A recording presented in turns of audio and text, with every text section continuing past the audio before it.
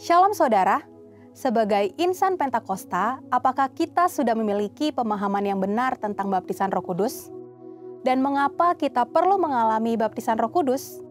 Dalam Voice of Pentecost kali ini, kita akan mempelajari bahwa baptisan Roh Kudus itu sangat penting. Baptisan Roh Kudus bukan saja sangat penting bagi pertumbuhan iman kita, tetapi juga sangat penting untuk menggenapi amanat agung Tuhan Yesus. Dalam pengakuan iman GBI disebutkan bahwa baptisan Roh Kudus adalah karunia Tuhan untuk semua orang yang telah disucikan hatinya. Tanda awal baptisan Roh Kudus adalah berkata-kata dengan bahasa roh sebagaimana diilhamkan oleh Roh Kudus.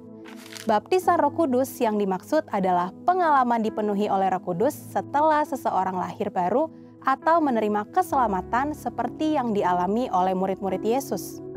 Berbahasa roh adalah tanda awal seseorang dibaptis Roh Kudus. Ini adalah pemberian dari Bapa kepada setiap orang percaya yang mau dan membuka hatinya.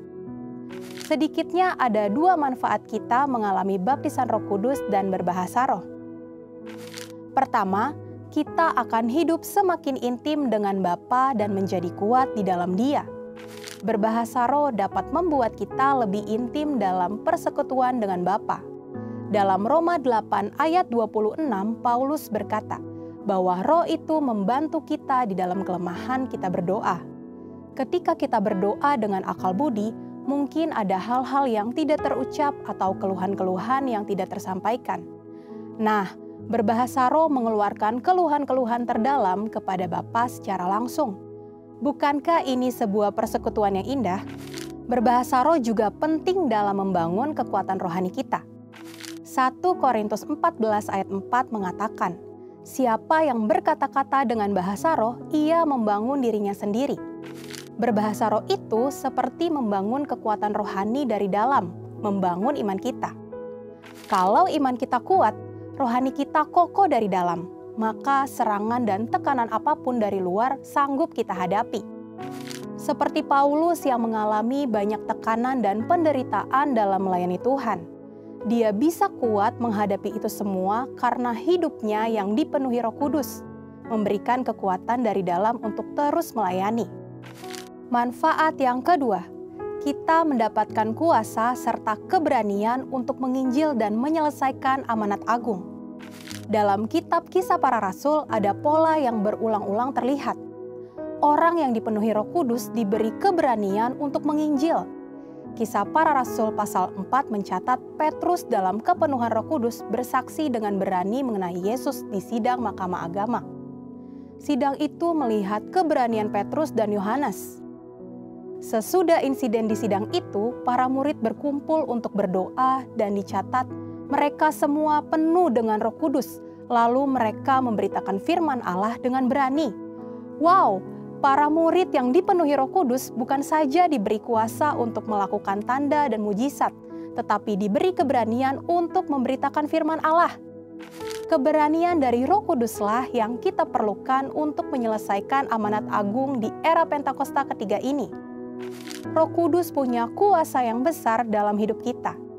Yesus sendiri memberi peringatan keras kepada mereka yang menghujat Roh Kudus. Dalam Matius 12 ayat 32. Kata menghujat di sini memiliki arti sempit dan arti luas. Dalam arti sempit, penghujat digambarkan sebagai mereka yang tidak percaya kepada kuasa Roh Kudus, sehingga di dalam hidupnya kerap merendahkan dengan kata-kata dan perbuatan. Arti luas dari menghujat adalah saat seseorang menolak karya Roh Kudus dalam hidupnya.